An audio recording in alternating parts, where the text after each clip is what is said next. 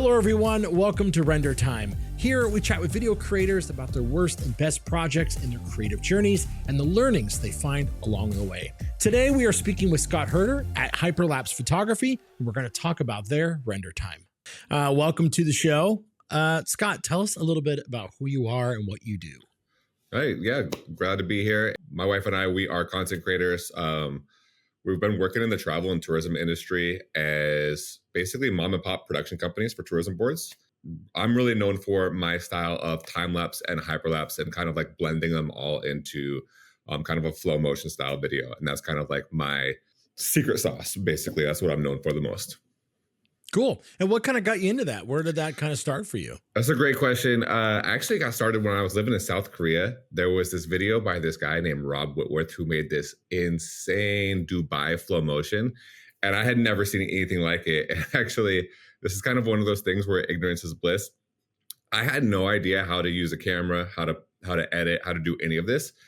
So I just like, oh, that's what I'm going to do to remember my year in Korea. And it took a whole year of learning. Like, I didn't know my first software that I ever used was After Effects, basically. I don't recommend that. And that was kind of how I got started. I was just like, wow, that's a really cool way. I loved how like not only did the camera take you through the space, but you also saw the locations change. And I just was mesmerized, and I've been hooked ever since.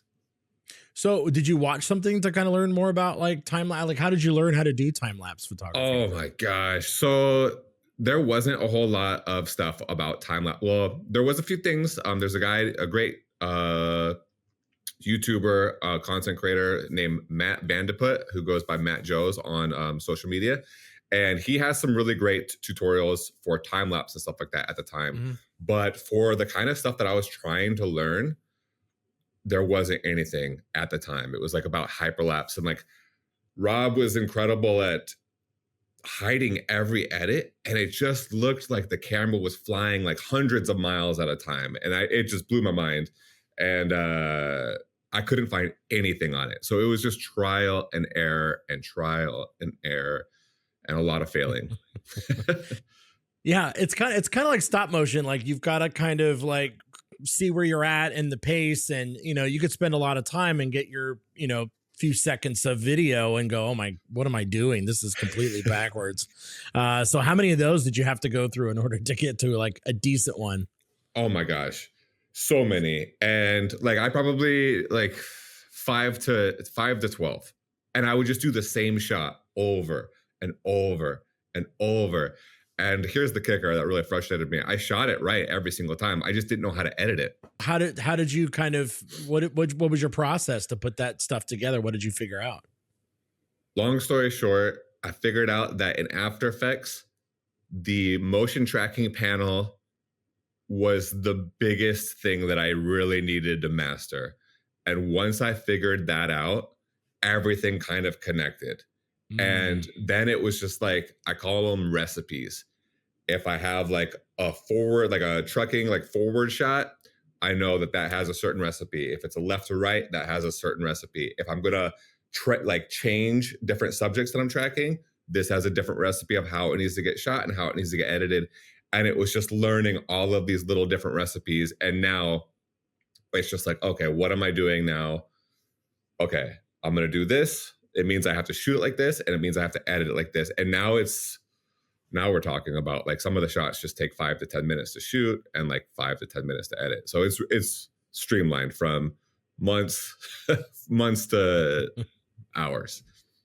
So you've managed to actually turn this into sort of a career for you and be able to like do these on a professional level. What kind of clients do you normally get with this kind of work? So we typically work in travel and tourism. So a lot of like DMOs, a lot of tourism boards. And then sometimes it reaches out into like, we've done some for hotels. We've done some for, I don't even know what they're called, like malls, essentially. Basically like shopping malls. We've done them for architecture firms. And then sometimes it'll be like, if it's like a little stop motion, it'll be for like coffee companies or like little like mom and pop shops when it's like really simple like stop motion stuff. And yeah, that's kind of the whole gambit that we've done so far. Wow. Well, that's really cool. I hyperlapse. I've never tried. I know the process is extremely tedious and can be really exhausting. But I imagine, since you've been doing it a long time, you're probably able to do it like pretty quick now. Yeah, we're like, we just shot one in Franklin, Tennessee a couple days ago, and I'm almost done with it. And like, it'll probably be like a 1.5 day turnaround. So it's when you have the idea and you can like storyboard it and like plan it all out, you can just kind of knock it out really quickly. Well, that's really cool. But in the spirit of the show, I do want to kind of talk a little bit about your render time, and let's get into it. What is a project that you have worked on that you feel is, not the best in your wheelhouse, and then something you maybe learned a lot from? Let's break it down. Let's talk about it. Okay, yeah. So this is a great one. I think one of the ones that's not necessarily my best, and it's also one of like the biggest things that I learned from. I shot a kind of essentially a campus tour of a shopping mall in Southern California. I was so excited. This is actually one of our first like corporate clients. So Yeah. it was just like one of the most exciting things. Like the budget was. Are you able to share the client? So, Yeah, I think it's like safe to say, I'm not allowed to. So I learned so many things. We'll get into that. But yeah, it's Fashion Island. It was for the Irvine company. And Oh, okay. I did a whole tour of Fashion Island and their other property, Irvine Spectrum. So I did 2 different projects, and I was so excited because I thought like from shooting to editing, it might take me like 2 weeks, maybe 3 weeks. But I didn't realize that this is our first like corporate client. This is our first like big job. And I didn't realize that like you'd be having to put in a storyboard, a whole treatment, figure out who like models and where people are going to be and what they're going to do. And then you had to submit that, and they didn't have the same kind of like eagerness and timeline. Like they had other responsibilities that they had to worry about. So I would be sitting there just waiting. Like I'd send them the email and I'd be like, oh, in like 5-10 minutes, I'm going to get an email saying like, yeah, this is ready to go. It would take like weeks. And then they would say, oh, okay, like we like everything, but we want you to change this shot. We want it to be this location for this reason, and we want to include this vendor because of X, Y, or Z. And then, so can you get it to this by the end of the day or the end of the week? And so I'd stop everything that I was doing, figure it all out, send it over, and I would think again, like, okay, I'm gonna get the approval and I can go start shooting. Another week would go by, and so you're just learning like, there's a lot of back and forth. And then there's a lot of decision makers that have to be looped in. And this was when my wife and I had just gotten married, and we were very nomadic at this time. We had just moved back to Southern California from South Korea, and we were figuring out, we were figuring out if we were going to go move to Mexico. And we got this job in Southern California. My family lives there. So we're like, oh, we'll just stay and live with my parents for a month. 7 months later, we ended up finishing the shoot. And it was just like, oh, as newlyweds, that wasn't on the plan. No, that's definitely not something that's on the plan. So how long did it take them to give you the final approval to like go forward? I think it took us like 2 months to get the final approval. What was originally the timeline? Did they give you a timeline? No, they didn't. And this is one of those things where I wish I would have like if I maybe had gone to school for this or had mentors or worked in a production company, I would have learned these things and I would have understood like that's really, really normal. But because I didn't think to ask. I basically made every single possible mistake that you could on your first project. As you should. Yeah. And no, I had no idea. And long story short, so I was just thinking like, oh, okay, as soon as we get the green light, we'll be good. And then we can, move to Mexico and, start our next journey over there. And I think it took 45 days, 2 months to get everything finally approved, to get all of the storyboard revisions, to get the wardrobe, to get the locations, to get all of that fun, exciting stuff sorted. And then it took another couple of weeks to, they wanted to make sure that the facades of the buildings were like cleaned. They wanted to make Mm-hmm. sure like that people were there on site that could oversee what we were doing. And it was a lot of thinking at a really high level that I had never done at that time. So it was just such a huge learning experience. All right, so let's jump into the meat of the actual shoot Okay. day. So how was that experience when you actually were there? Cameras were there, crew. How large was your crew as well? Like what was kind of your setup at the time? So this is hilarious. So because we basically shoot everything as stills Mhm. and convert it into it, it was just basically me, my wife, and then my dad would help out. And I was so overwhelmed. Like I was so nervous. I was so anxious. We basically had 3 days to shoot everything. Um, and I was just beside myself. I was incredibly anxious, incredibly nervous.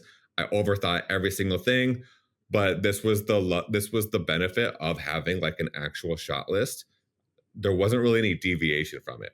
Mm. But it was just like a matter of like we shot a whole property in 2 or 3 days, and um it was incredibly stressful because you're just constantly fighting the light, and it's an outdoor environment. It's just me, my wife, and my dad occasionally helping with gear. We're just rushing around from shot to shot. I'm sitting there like before I start doing things, I'm like, okay, I hope this is working. Okay, let's start now, I guess. Let's start now. And then I do the shoot, and I'd sit there and I'd start overthinking it, overanalyzing it. Like, okay, I think we got to shoot it again. And yeah, like we had we had certain shots that were really, really like time sensitive. Like, for example, they wanted this sunrise. They have on the property, they also have like an apartment complex. Yeah. So they wanted to have this cool sunrise, like to show like, hey, this is the mall, the neighborhood is waking up, and it Mhm. also looked really pretty. So we had like this cool sunrise shot, and like just all of these little things. I just was overthinking them. I was just so stressed out, just a nervous ball of wreck. Like, is everything going right? Is this working? Holy cow. And I had also never like normally if I have the ability, I kind of at the time, I'd always shoot things linearly, like Mhm. meaning like I'd literally shoot shot, shot, shot, shot, like as it was going. Cause I at the time I didn't know how to like compartmentalize and realize like, oh, this is going to, this is where the edit is gonna be. And I could shoot like the last shot first, the third shot second. Like it at that time I would start with A and work all the way through Z. And this one Yeah. was just kind of all over the place. So that was another nerve-wracking part for me where I was like, oh, I'd never done that before. But because of logistics and what was open at the time, like that's just how we had to do it. Now, did you start kind of editing as you went just to kind of see what you were getting? Like, or do you just kind of do it in camera and just kind of scroll through your images and see? Yeah, I didn't have the luxury. Like I would dump things, like I would Mhm. dump the time lapses um, as we were shooting them, but I didn't have the ability. So yeah, I would scroll through, and luckily by that time I kind of had enough experience to know like, okay, that shot is shot correctly, it will work. But like there were some times like I wasn't so experienced with drones at the time, Yeah. and it was one of the first times where I tried to incorporate like some aerial shots that which they had one of the things, a part of the video that they wanted to do was showcase the location next to the freeways. Mhm. And like because they wanted to get for this video, they wanted to get potential investors and like showcase this area as like a really high energy, high foot traffic, and like this beautiful cinematic experience.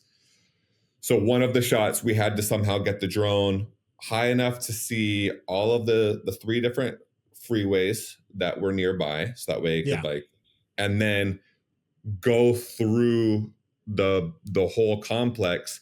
And then like I think we had a flag that was like a banner that was in the air, and we flew the drone towards the banner, and then that would like be the next sequence of the shots.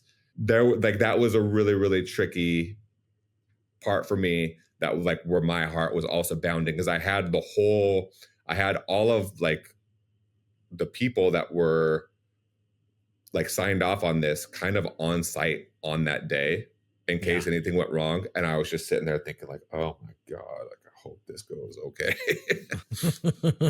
I mean, it's nerve wracking, especially when you're dealing with a drone in the air. I mean, it could crash and fall down, or, I'm just saying, I've crashed a drone in my day, and yeah, it sucks. And, when you're working on a job, it's tough. But you were just capturing video. Were you actually doing hyperlapse in the drone? So I did it both ways. One, I put it in like the slowest. I like put the settings on. I don't know if I had cinematic mode at that time, but I put the camera like responsiveness or like the drone responsiveness at the slowest it could possibly go, so I could convert it. But what I would notice is like I would still like with the joystick like get a little like stuttery. And I found that at this time of the day, I think it was like the Phantom. So I found at this time the resolution with the photos were better. So I did it both ways, where I tried it with the video and just went as slowly as I could. And then I did another one where I put it in time-lapse mode and just kind of flew the drone through the same path. And I'm pretty sure I ended up using the time-lapse mode just because I liked, like it had a more, like you can push the colors a little bit further than you could on editing the video. And then you could also, I just was more like comfortable with that, ironically. Yeah. And it kept that same look from all the other shots being a time lapse and hyperlapse as well. Now, what moment did you feel like things were maybe going in the right direction? Was there ever a moment you were like, okay, this is starting to work? Like, I think like as more of the shots got done, and you're checking off like, okay, that's done. Some of the shots were not very complicated. Some of them were just static. And then, like I would use like a whip pan to get to the next scene. And like those shots you could cross off. And then all of a sudden it was just like, oh, okay, I've got a bulk of these like simple shots done. Now, if I do end up having to do reshoots, I have found time. Like I could reshoot it tomorrow if it has to be shot at the same time, because like we're starting to make some headway through these shots. And that was like the first time where I was like, okay, I can kind of relax. But then of course something would go wrong a couple like sequences later, and I'd be like, I'd have to start the whole thing again. Just like, oh, you got this, Scott. You can do this. But yeah, there was definitely moments where it was just like, okay, this is going well. And then there were moments where it's like, shoot, what do I do? And that's usually the moment is when the client is like right over your shoulder, right? Is when everything's going wrong. They're not there when things are going perfect. Yeah, no, it was kind of interesting because they like while they were on site, luckily they weren't over my shoulder. Otherwise, I think I would have been. But like they were like on walkie-talkies, and they were kind of like in the distance, or like I'd get little text messages, be like, hey, how's it going? We noticed you're not at this location yet. Or hey, how did that spot go? Or like, hey, all of the lights. So one of them, like they have this really, really, I think it was at Fashion Island. They have this really cool movie theater that has like a cool marquee. And then they're like, oh, all of the lights are 3 of the letters went out. Can you Photoshop it? And I didn't have the classic question. Can you just fix it in post? Yeah. Could you fix it in post? And I was like, this is a hyperlapse. But of course, like I was too scared to even tell them, no, I can't. Yeah. I was just like, I don't even remember what I said. I think I ended up saying like, no, I can't. But if you want me to reshoot it later, I can. But whatchamacallit? I mean, I think that's important. You mean, you got to learn to be honest with your client. If it's something that you can't do, or it's just not possible, the thing that is crazy, like they don't understand. They don't know how it works. And they think that they see this stuff online and they go, people can just make magic happen. It doesn't always work that way. So it's important. Absolutely. You got to be honest with them. Absolutely. And I was so green that I was too nervous, to be honest. Yeah. Now I just would realize, oh no, that's not possible. Or oh, hey, if you really, really wanted that, it would probably be an extra X amount of money. Is that what we want to do? But at the time, I was just like too afraid to say no. I was like, they're gonna fire me right now. Do you kind of like go like, yeah, yeah, totally. I can kind of do that, you know, and then you're like, why did I say that? Yeah. What was Luckily, I don't thinking? think. Luckily, I didn't do that. But I was definitely on the fence of like doing that. I've done it and I've dug myself in a hole. So Oh yeah, no. good on you. All right. So you're shooting, things are kind of working well. Some things aren't working well. Um, l- where does it go from here? So you're wrapped up for the day, or at least at the end of the shoot week. You go into post. Any major things you see in post that you're like, oh man, this is another problem I had to kind of overcome, or do you feel like you got what you needed at the time? Luckily, at that time, the editing, I like deliver. The editing was pretty straightforward for me. Now, the only thing was I had rented like the gnarliest camera I could at the time. I think it was like the Canon 1DX, and it had like way bigger pixels. What am I trying to say? Way bigger megapixels than I was used to editing, Yeah. and so it slowed me down considerably Mm. in the editing because like my little MacBook Pro was just like struggling with these much larger files than I was used to shooting. Um, so I thought that was like this was a big thing that they were really worried about. I would say like I turned in the project 7 business days. That's a good Um, turnaround, actually. yeah, it was a really good turnaround. I turned in the project like seven, in my opinion, it was a really good turnaround. And I turned in the project within 7 business days, um, sound designed and everything. And I was thinking I was like way behind schedule. And then they were just like, okay. And then they just seemed so nonchalant. Thanks. And I was just like, whoa, dude, like I hate that. I just sent in like Give me something. I just sent in my biggest work, like my biggest project ever. Like, I don't know what I was hoping like for an attaboy. Uh, but but they were just like, okay, A thanks. Like, little bit of praise would have been nice. Yeah, it looks good. You know, like I appreciate you made you made our mall look awesome. yeah. And then I ended up getting a call, like a request to come in to the office and go through it with them. And they were really pleased. And one of another big learning experience that I did, they said last year we hired a production company to do this, and it took them 6 months. They said they were, one of the ladies said that they were really, really pleased. And this is like the first moment where I got like really good feedback where it was just like, hey, we're so happy with this. This is really cool and unique. We've never seen a video like this. Mhm. And you guys did it. Last year, it took 6 months and it cost a little bit over $120,000. And so you guys saved us $100,000. And my heart just dropped. One, I was just like, wow, that's a really cool compliment. But then I was just like, wait a second. I severely I could, underbid this. yeah, I was like, wait a second. I could have charged $100,000. This is wild. I mean, even a quarter of that, you know, like, yeah, I don't know what the fee was, but yeah, I mean, man, I severely underplanned that one. I was just like, whoa. I didn't understand that there were budgets like this. This is very rare. Like I've never really done another project of that scale before. That was like a big like heart sink moment. I was just like, whoa, I don't understand any aspect of this business and I need to learn really fast.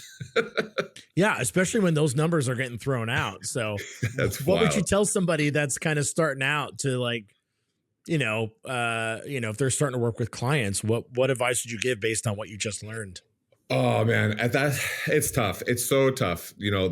There's so many different types of businesses and so many different types of budgets that they're working with. But at the bare minimum, ask what budget they have that they're working with. Because I didn't do that. And that I like undercharged by over like $100,000 basically. uh, and then like, so Still yeah, hurts a little, at Scott, least, yeah, doesn't it? yeah. at least have that conversation or just like, hey, what budget do you have? Like, what budget do you have in mind? And then if you're able to like eventually get kind of like a backlog of work where you've done a lot of work for clients before and you're able to build a relationship with them where you can kind of say, hey, did this video help you like get any results? And maybe you can ask them like, hey, what was your ROI? Like, did this business help you make a sale? Mhm. Well, then you're able to figure out there's a ways we can do value-based pricing where you can figure out, hey, if you're trying to generate $100,000 for like as a result of this video, wouldn't it make sense to kind of spend $10,000 to $15,000 to kind of help make that sale? And that's a no-brainer conversation. Of course, if they can pay you $15,000 and you can help them make $100,000, they're going to Mhm. do that every single time. But those are just different conversations, and not everybody is there. So, like, my advice would be, hey, ask for a budget if you're just starting out, see what they say, and then try to figure out how your video is helping them make a business result, and then start building some case studies from there. Very cool. Well, hopefully somebody will get some knowledge on that and charge a little more for their first client because just a lot of these companies, they've got the money to do it. So Yeah, as well. all right, so you delivered the project. You seem to get enough feedback to like be okay with what you put together. But let's talk about the emotional journey you went through here. What do you feel like? Do you think the production side is where you could have done better? Like, where did you feel like this was a project that you're like, I didn't have a lot of confidence in this one? Oh, yeah. Everything could have been better. I didn't have any actual like videography skills. Yeah.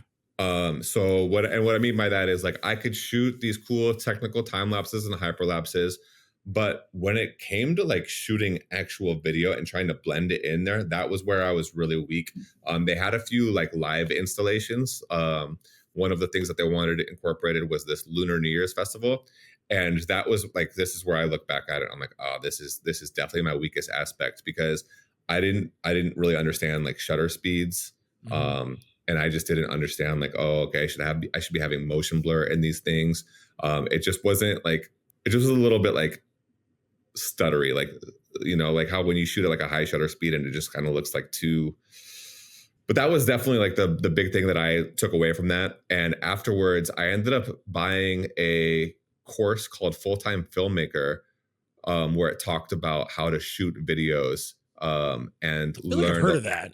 Yeah, it's by this guy named Parker Walbeck. Hmm. And I forget when it came out. This is like almost a decade ago. And it was great for like, but I didn't have those skills like in that shoot.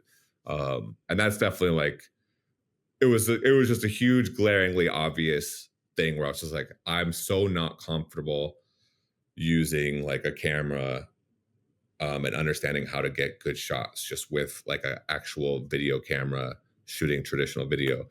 I was just relying on the time lapse and hyperlapse technique at the time, and that was where I felt was like, oh, it would have been cool if you kind of had some nice like slow cinematic moments, Hmm. where you can get like some nice detail of like families having a good time, like catch that like um, emotion and stuff like that.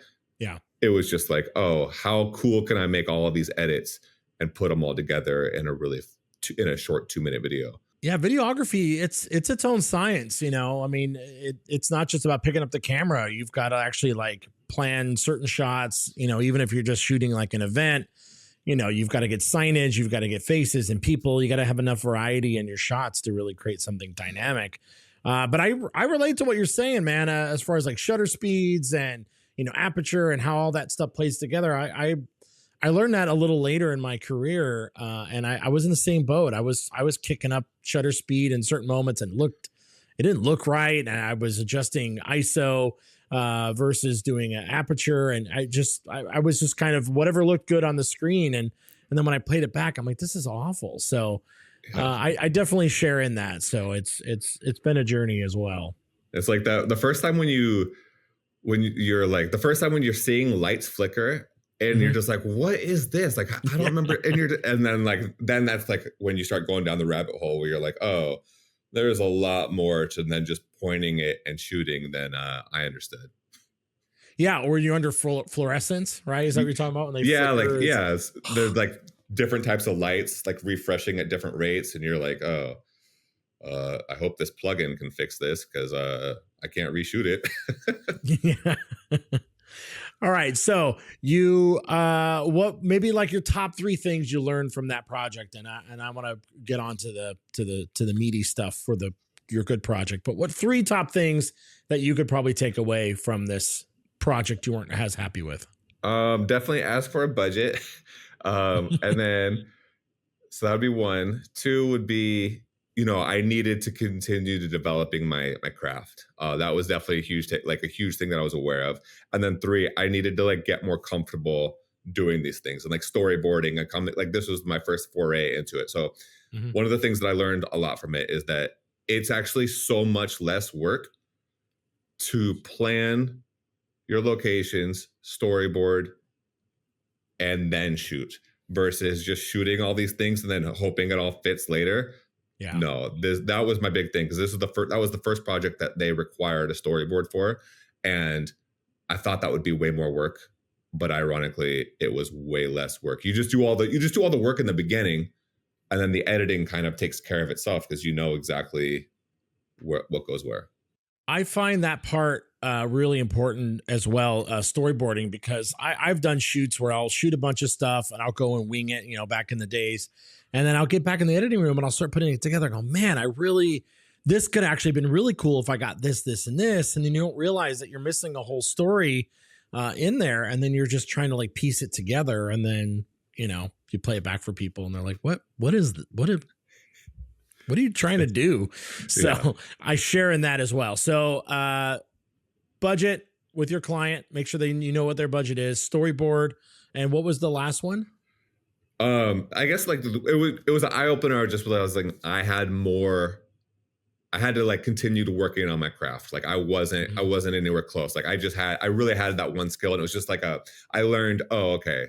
I really need to take this like the fundamental part seriously and learn more about the videography, storytelling, and how like lens choice and how composition helps create like emotions and stuff like that. So that was the other thing that I learned. So just that I didn't have that skill yet. Yeah, I get it. All right. So now we're going to pivot. Our render time is getting from project we're not as favorable of, or one that we, felt like it was our best. Let's move on to what is your best. Let's talk about that project. Tell me a little bit about what you think is the project you feel creatively fulfilled in that you've done thus far. It's tough to just choose one, even though like, but I have one in mind, even though that I probably would hate looking back at it now. Mhm. But I think I did one called Budapest in Motion. And we worked with the Budapest card, and they kind of have like a 24-hour, 48-hour, 72-hour card that kind of gets you like this tourist attraction pass. And so we did a cool video that showcased like 72 hours in Budapest, and we Mhm. made a flow motion video taking you through Budapest. And that one was really, really cool. It was nominated for Time Lapse of the Year, I think in like 2018 or something like this. And that was one of those projects where I was like, okay, I had a little bit more confidence. I had a little bit Okay. more like ease, like knowing what I'm doing, how things put together, and I could like take more ambitious swings. Um, Even if like this is like when I started to realize like, oh, I have so much of the skills now that even if I don't know how to do something, I think I can shoot it and figure it out as we're going along. And so this was one of those ones where it was like, okay, I'm having so much fun. I'm getting to travel. I'm getting to like experience cool locations, cool cultures, Mhm. and like do the thing that I dreamed of for so long, um, and get paid for it. So it was just like that was one of those projects where I was like really, really excited about. Okay, so a couple little nuggets in there. One is I understand hyperlapse photography or videos, But what's flow motion? What is that exactly? So this is a term coined by Rob Whitworth, who kind of invented this style. Mhm. Basically, it's taking time lapse, hyperlapse, and video, and even slow motion, and blending them all together so that way you never see the cut. Um, and that's Mm. quite literally what it is. Now, is that something you kind of do in the editing process to blend them, or what, or is it something you actually like? Yeah, I want to understand that process a little bit better. Yeah, so you'll do it one of two ways. Definitely in the editing process, and then you'll plan the shots so Mhm. that way you'll plan out the shots ahead of time, or you can wing it too. But and then you just basically use editing, essentially VFX, to hide any transition whatsoever. Got it. So Okay. it's just kind of like you're basically seeing like a shot every 1 or 2 seconds, but the way that it's shot and the way that it's edited, it just feels like the camera is just taking you on a journey, just weaving around a destination, in and out, over here, and you don't actually see any of the cuts itself. So it's just kind of like this immersive, cool video that goes through a destination. That's cool. All right, I'm gonna have to look that up because I don't think I've heard that term before. So I'll it send sounds you cool. I'll send you Rob's. His is like so good. And then there's another really talented time lapser. His name is Tomas, and he's from Poland, and he does some really insane ones as well. That's cool. Okay, yeah, please, yeah, send those. I'd love to take a look. Okay, so how involved was the client here? What differentiated from the first project? Like, did they join along with you? Was it kind of they communicated from afar? How did that roll out? Yeah, great question. It was they were less involved, and this was also a significantly like smaller budget. Okay. And so we kind of had full control over everything. They kind of just were like, "Oh, hey, here's what we have. Go ahead, and here's our budget. Go ahead Mhm. and shoot it." And then we had a hotel, we had all the logistics, and then it was just kind of like when you're on site, you're on your own. Um, we just want to see like a finished video in like a month or so, and we had so much fun. I think, but the big thing was one, having that experience behind me and realizing what went wrong, where didn't feel so adequate at, and now I had more experience, Yeah. and I had more like confidence behind my belt. So I had storyboarded the shot again, and just kind of felt like I knew, and I had even found out like on Google Maps. I went on Google Maps and Google Earth and found out the exact locations I would shoot, and then what time of day I'd be at each spot. So it was really streamlined. Did you ever And then use the that, street view feature where you can like yeah, it's almost like a hyperlapse or a time lapse when you push the little forward button? yeah, it was, yeah, exactly. So like you could go on Google Maps, and Mhm. you can actually, I think if you press option, if you go into satellite mode and you press option, you can actually like wiggle around and see the buildings and see where things are, and like kind of line up. So I would use like the photographer's ephemeris tool, and then like they have a lens app that you can put your camera in a spot, and it'll tell you what lens you need to shoot from that spot. Oh, that's And cool. started planning it like that. And so by the time that we actually got on location, it was just like, oh, you kind of felt like in the height of your powers, like because you had those failures and you've learned so much from the past, and then you start like realizing, oh, okay, this is where I could improve, this is what I could do better. You started to feel more confident, Yeah. and then like you just start having new problems because now you want to like continue pushing yourself and continue seeing what else you can do. um, but yeah, you would look back at it, you would learn from your past mistakes and the things that went wrong, and then it just felt like, oh, this is cool, I'm getting to experience another country, getting to do this with my wife, and like what's better than this? Like it was so exciting. Totally. So it's just you and her this time. What was the crew like? Was it bigger, or smaller than the last the first project? Yeah, for the most part, if it's a project that I'm doing, it's basically just my wife and I, and we're typically just a two-person crew, and that's pretty much it. Now, sometimes I'll get asked to be a part of other people's crews, Mhm. and shoot hyperlapses and time lapses for them, and then they could be as small as 2 to 15 people. But for these projects, yeah, just the two of us. So what did this project consist of? So it sounds like what is the actual product? It's obviously it's a traveling tool, I'm Yeah, assuming. it was. They had a traveler's card, and it was basically a commercial showing off the different experiences that you can get with this traveler's card, like what all is Got it. included in it. And so we would show all of the highlights of Budapest and kept on like weaving back in that you were, using this card to go into that experience. And then the camera would zoom out and show you like this Got it. another breathtaking area of Budapest. And then it kind of zoom in and then you'd see us like doing this experience. And then it would zoom out and you'd see this other angle and then exactly like that. So do you coordinate different actors or talent for each one of these different shots, or is it this? You have one subject you kind of follow through all these experiences? Like what was the layout of the video? Like what That's was a the story? great question. Sometimes for the Budapest one, it was basically just going to be my wife and I. Like Okay. we're essentially the talent, and sometimes we're going to have like a tripod on a static camera. I'm sorry, a camera on a static tripod. And then we'll have one that's like really wide, like 16 millimeters. And then I'll have a couple more tripods with different like 70 and 200 millimeters, kind of shooting where we're going to be. Yeah. And so that way, that's how we can take this camera and wide shot out, but then it can slowly like zoom in on the couple over here doing the activity. And yeah, we would be the models for that.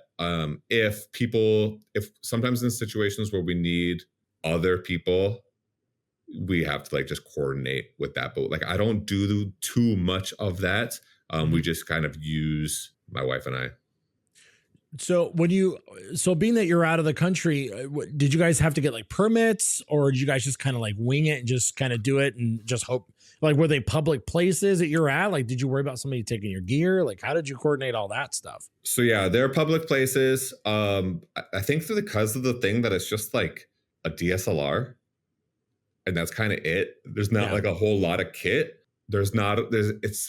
Nobody even really notices what we're doing. Some of these are at public places, some of them are at the palaces, and nobody really. Now, the only thing that people will give us a hard time about is using a tripod sometimes. Yeah. And that Really, obviously the tripod like changes the whole thing. Everyone freaks out when there's a tripod. Yeah, so that does make shooting time lapses really difficult if you don't have a tripod. I just want to ask a little side question. What do you like better, hyperlapse or time lapse? Probably hyperlapse. It just is more like engaging. Like, not only do you see time move, but then you kind of go through things. And it's just kind of like, I guess it just has more energy into it. And I kind of like those, especially since the rise of short form. I really, really like the engaging energy that you get with a hyperlapse as opposed to a time lapse. Now, I've nothing wrong with either of them. I shoot them both all the time. They just are different for different things. I gotcha. All right. So how many days were you shooting at Budapest? I think we're there 7 days total. So maybe like 5. Okay. And what was your turnaround time for this one? Was it shorter or longer than the previous project?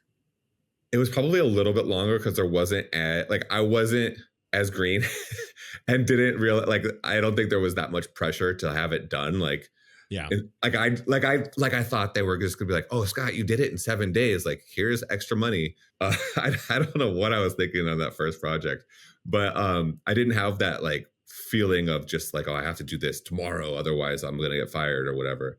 I think I turned it around in 2 weeks and sent it in for like any reviews or any like changes or tweaks if they had any questions. Did you get the praise that you were looking for with unlike the other client that you were interacting with? Yeah. They ended up saying, hey, they liked it so much and that they were showing it to one of their colleagues and that they wanted to put it in, I forget the name of the airline, but they wanted to put it in the video player for the airlines.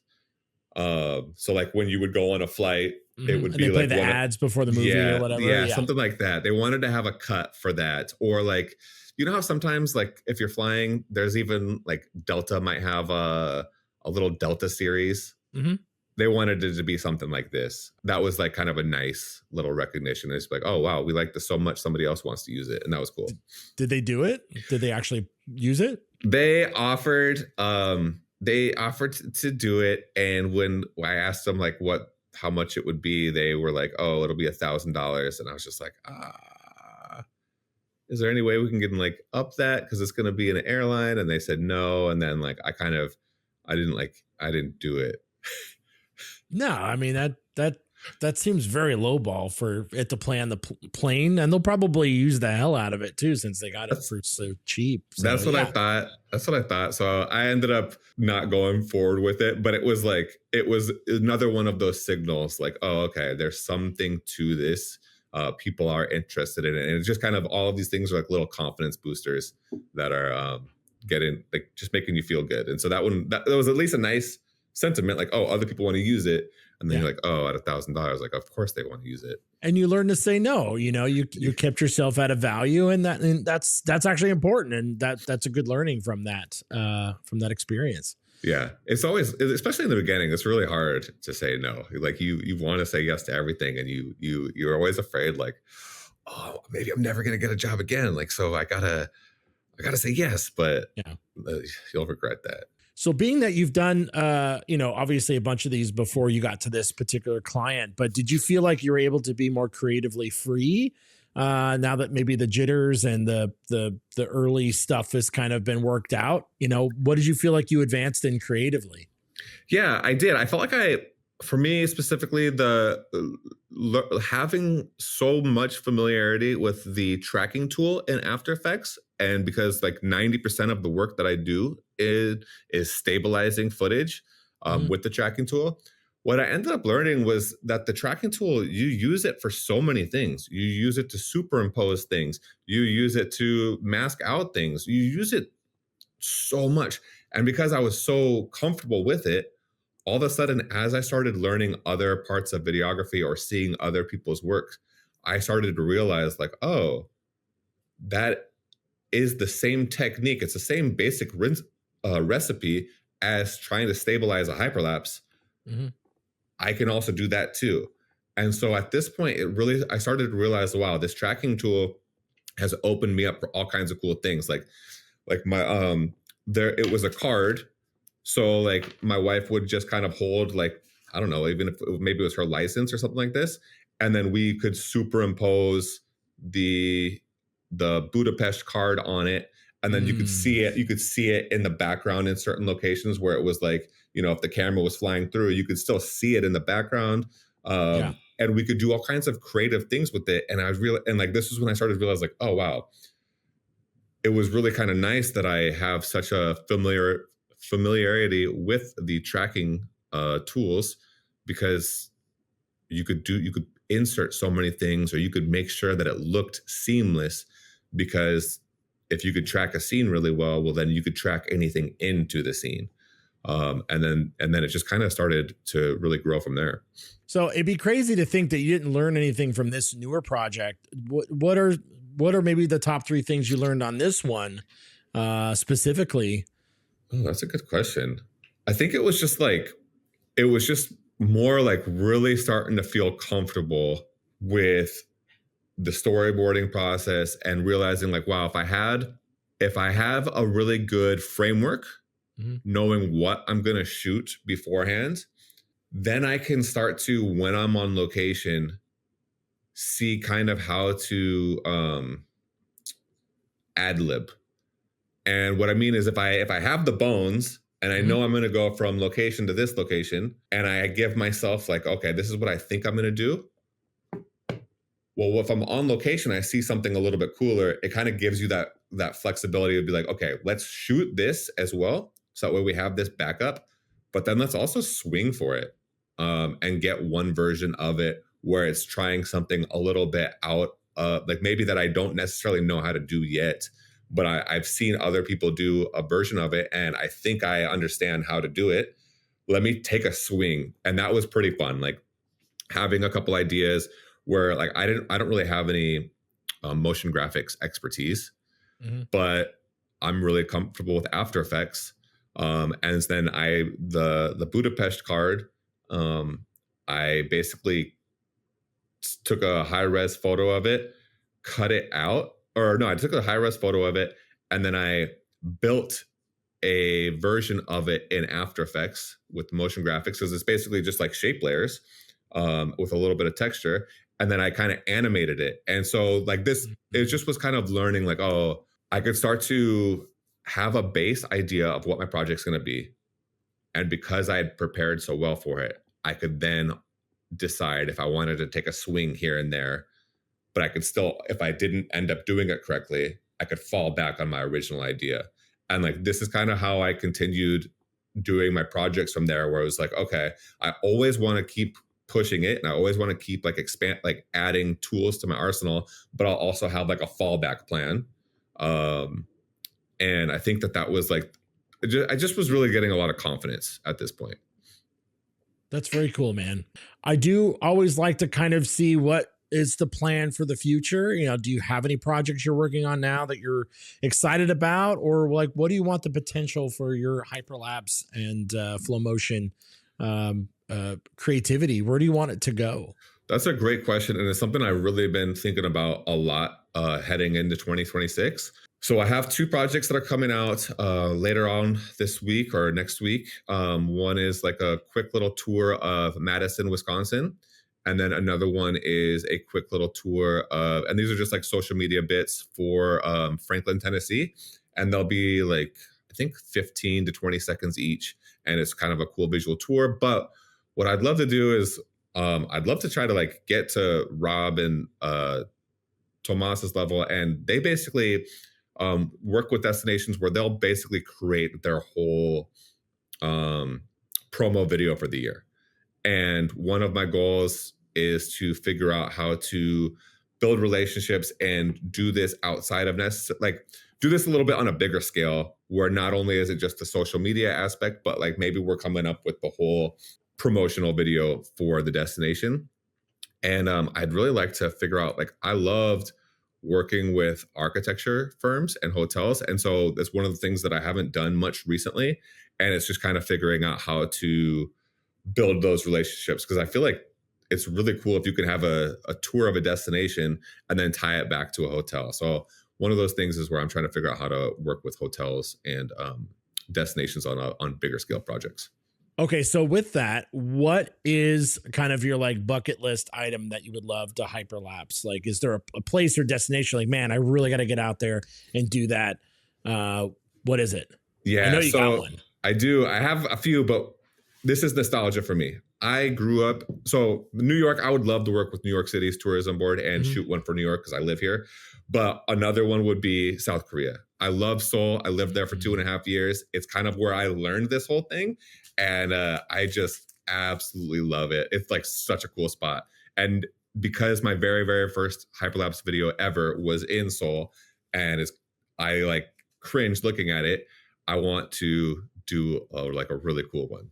All right. Well, I'm looking forward to it. I'm looking forward to it for you because it's fun checking off those bucket list items.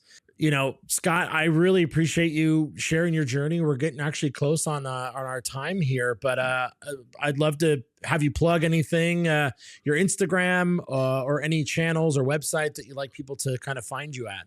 Yeah, absolutely. So my main account that I use is on Instagram, and it's at It's Scott Herder, ITSCOTTHERDER. And on there, I showcase all of my work. I also share how I do all of this. So if you're interested in learning how to do it, I share almost all of the breakdowns of all of these edits that I'm doing. So I'd love to see you there and connect with you there. And if you have any questions, you can always feel free to reach out and ask me. Well, that's wonderful. Everyone, please make sure to follow Scott and get some lessons. I actually might do it myself because I've always wanted to try hyperlapse photography or, videos. I just find it really challenging. So it's inspiring to know that somebody's doing it and making money with it. And there's a resource to learn more about it. So definitely give Scott a follow. And Scott, thank you for sharing your render time with us. And hopefully we'll talk soon in the future. Thanks a lot. I appreciate it. It was great being on the show. And thanks. Thank you. Thank you all for listening to our guests today, and look out for more episodes. If you want to be a guest on this show, please contact me on my Instagram at ShawnTCB, that's ShawnTCB, and send me a message. I want to know, what's your render time? We'll see you again soon.